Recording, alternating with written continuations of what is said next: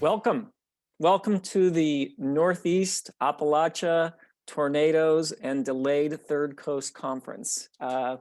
We all really feel for those of you in Texas and the surrounding area who've been dealing with just a really brutal week, and we're glad if some of you can be on today, but we know that most of you will be listening to the recording. So, there's some obvious downside of living in a Zoom world, but there's some upside. Here we are having 4 regions together, and this is a big part of Citizens Climate Lobby. So my name is Mark Reynolds. I'm a member of the CCL staff, and I just want to start by thanking our 4 regional coordinators, Iona, John, Carol, Susan, and the other organizers who made this happen. I read this study 5 years ago, and it asked, what are the 5 most stressful jobs in America? Number 1 and 2 were Afghanistan and Iraq. 3 and 4 were police and fire work, and the 5th is event planning. And if you've been an event planner, you know exactly what that's all about. And you might think, well, it's virtual. It can't be as stressful as it's live. No, it's even worse because you're sure that there are technology things that will go wrong. And I'm sure on the event planners for this event, they didn't look somewhere on their list and say, oh, all the power in Texas shuts out. That's where our keynote speaker's from. So I'm sure that was not on the list, but thank you all for doing all the work of making this so that we could be together for a couple of days. So we're going to be in a virtual world for a little bit longer. And so my own personal recommendation is that you love Zoom. It's where we're going to be working. I know many of you have heard us announce that we do intend to do our November conference this year live. June will definitely be virtual, but we do want to go back to DC if it's possible in November, and we're doing all the planning. We have a room booked at the Omni Hotel in Washington, DC, and I just really hope to see you. I miss seeing you in person, and I'm looking forward to that. Our first conference we ever did, the first live conference was in June of 2010, and it was in Washington, DC, and there were 24 of us there. We thought that was a pretty big deal.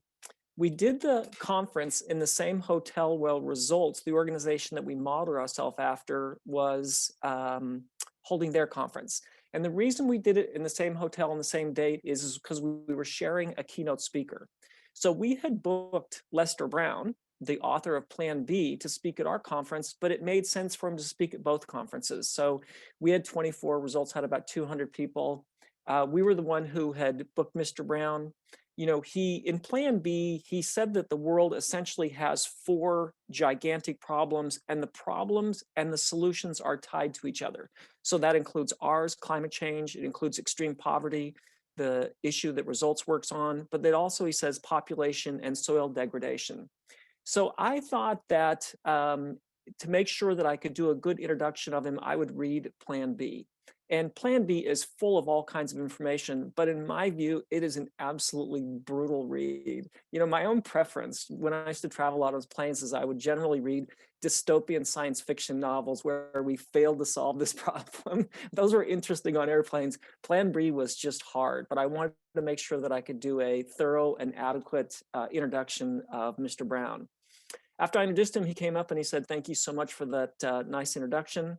He said, "I was once introduced by former Senator Simon of Illinois, who said, Lester's written the kind of book that once you put it down, it's impossible to pick it up again." That was my experience, but I wanted to make sure that such an esteemed guest got a good and complete introduction. So anyway, we had our first conference. We went on Capitol Hill. We had one laser talk. We'd all practiced that one laser talk, so we thought we were pretty ready. That one laser talk explained why a carbon fee and dividend was a better solution than cap and trade. I'd had 5 meetings during the day. My 6th meeting was with Representative Clay of St. Louis. I was with the constituent, Sabrina. We thought it was going to be with his aide, and then Representative Clay walked in. So we sat down, we talked to him in his office for a few minutes ago. Then we got right to our ask. We said, "Representative Clay, will you introduce a carbon fee and dividend bill?" And he said, "Yes." We were like, "What?" We were ready to deal with all kinds of questions and objections. We were not ready for yes. in 2010. We are now, and certainly as evidenced by the 86 co-sponsors on the Energy Innovation and Carbon Dividend Act. At that moment, we were ready. We have definitely prepared ourselves as an organization to be ready for yes now. I want to thank you for all the remarkable momentum you've been building to make sure that the solution for fee and dividend is staying in front of people. And we're seeing support in so many places now. The National Academy of Sciences just issued their report saying, what should we do to deal with climate change? And their very first recommendation is a strong carbon tax. You know, we use the word fee, and the reason we use it is former Secretary of State, who passed away 3 weeks ago, when we first met him early on, told us that taxes grow government. And if because this doesn't go government, we shouldn't call it tax. We should call it a fee. Most people call it a tax, and that is fine. So National Academy of Science calls for a carbon tax, and that simply validates what the IPCC has been saying for a long time. We're now seeing more support from business than we've ever seen. We see the Chamber of Commerce saying that they want a durable market-based solution. That's a code word for a carbon tax. Durable means bipartisan. And then you saw the Business Roundtable. Those are the largest companies, the CEOs of the largest companies saying that they want and are calling for a carbon tax.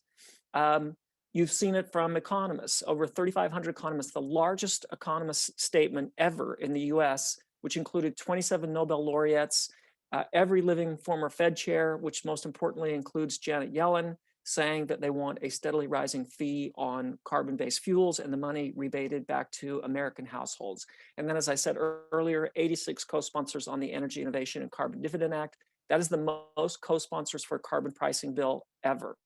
So we're getting support from all direction. You know, sometimes you'll read articles and someone will say, yeah, but a carbon tax isn't a silver bullet. That's true. The only thing that is a silver bullet is a silver bullet. So it's fine with me when they say it, but we know it's not silver bullets. Silver bullets are silver bullets. Okay, I want to just talk about these 4 regions that are here today for just a moment. So the 4 regions, again, the Northeast, Appalachia, Tornadoes, and Third Coast represent 49,334 supporters for Citizens Climate Lobby. So that's about a quarter of the whole organization is represented in these groups. That's 158 chapters, which is 33% of the US-based group. 24 co-sponsors from the Energy Innovation and Carbon Dividend Act. That's 28% of total co-sponsors. We're going to have successful hearings with key committees in the House and Senate, and we're strongly represented in these regions.